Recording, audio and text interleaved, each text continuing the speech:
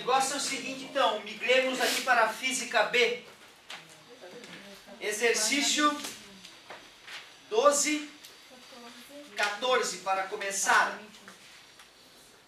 Pode ser? 12, 14.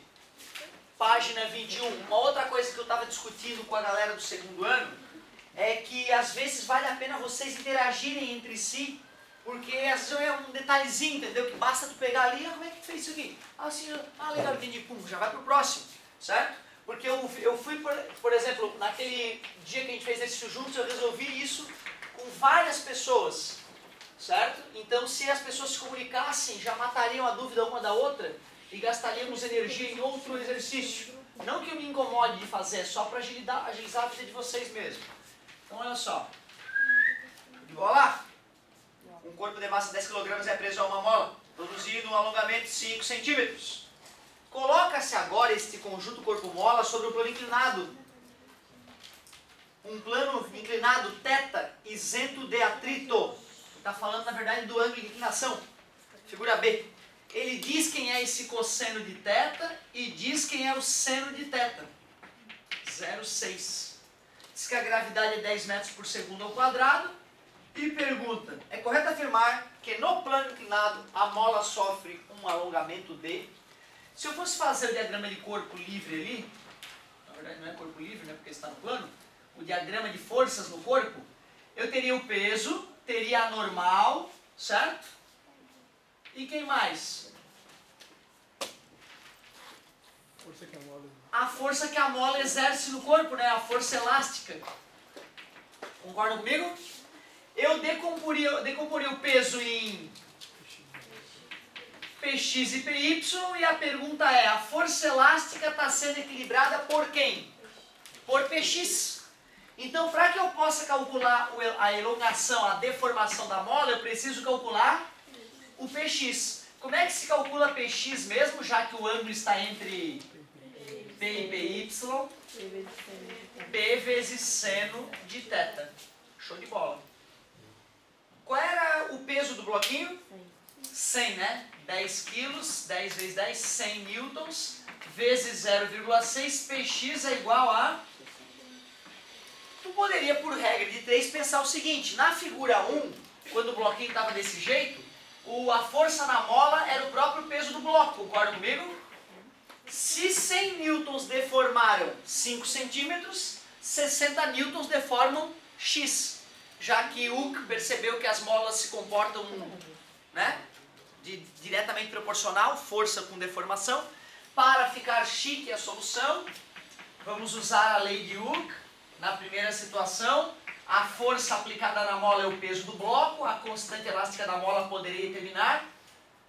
A deformação foi 5 centímetros, não está no sistema internacional, passa dividindo, 20 newtons por centímetro é o valor do K.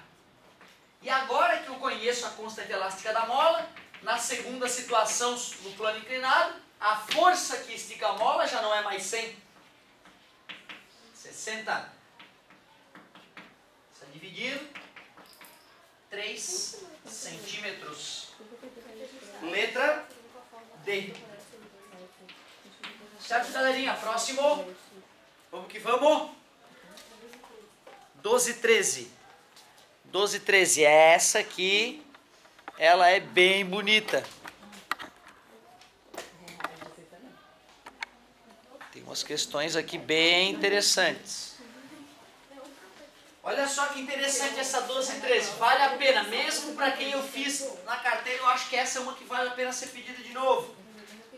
Plano inclinado, 45 graus, a partir do repouso. Sabendo que durante a queda a aceleração do bloco é 5 metros por segundo ao quadrado. Então o bloquinho está caindo aceleradamente, só que a aceleração dele é 5 metros por segundo ao quadrado.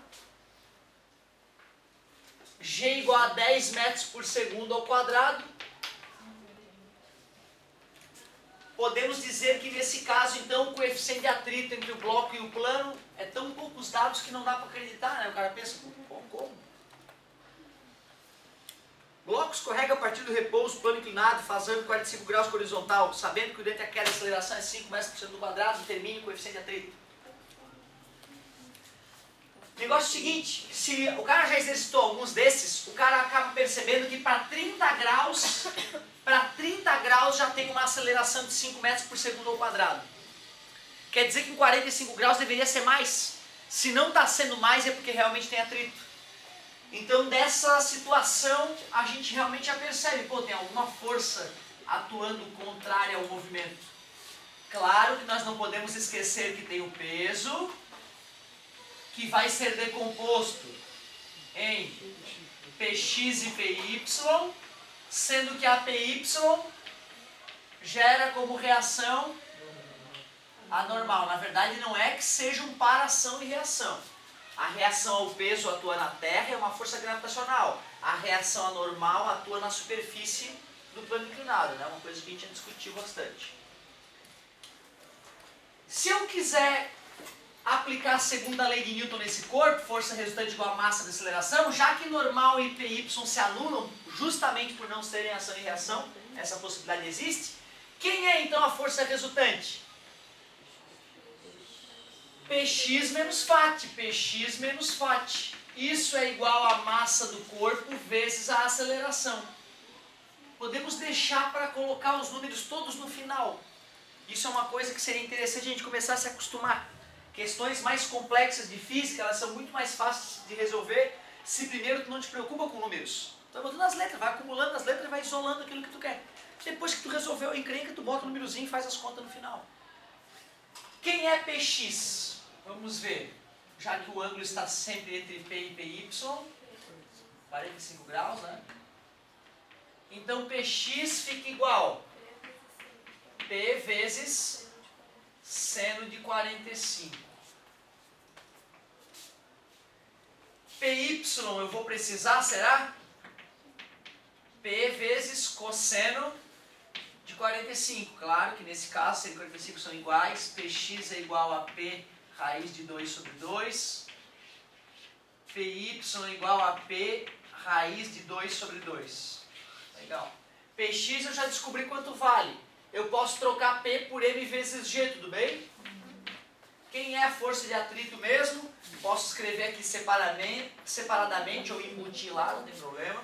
É μ vezes a normal, o μ é a maldita incógnita. E o Py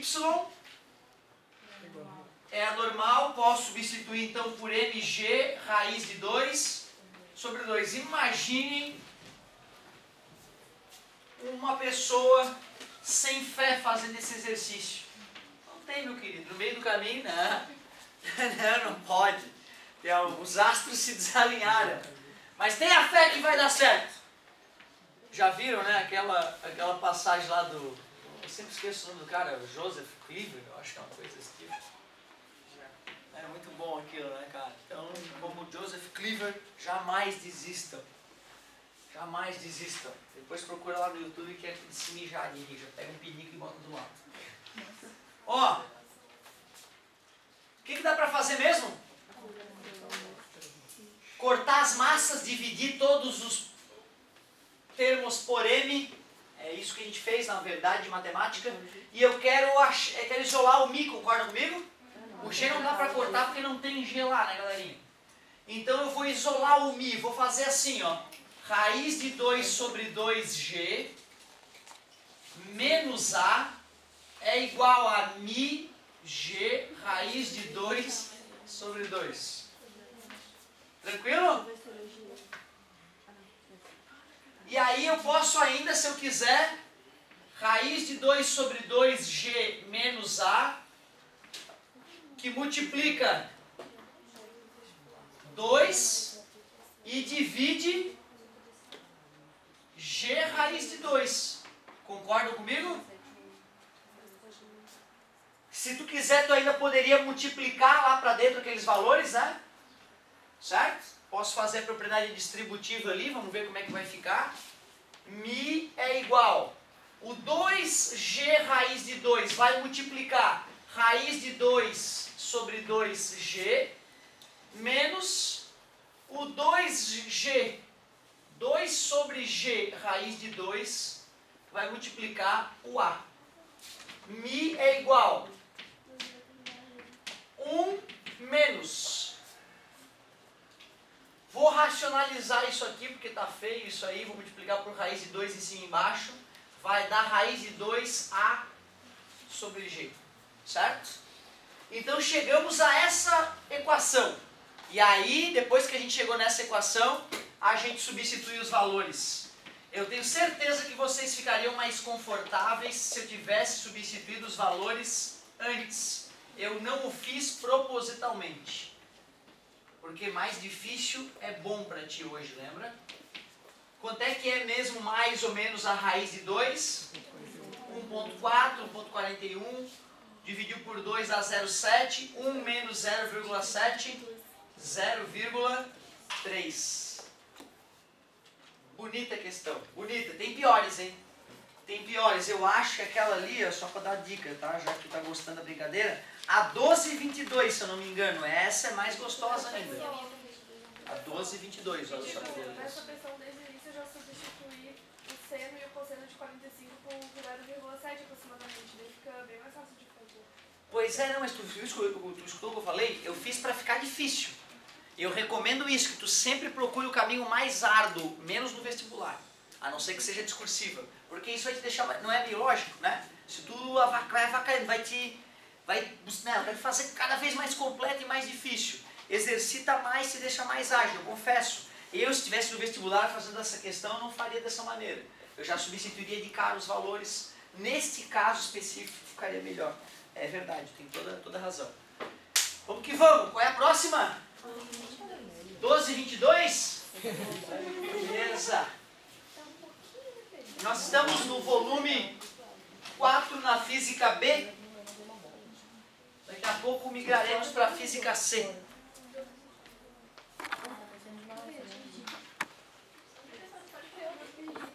Claro.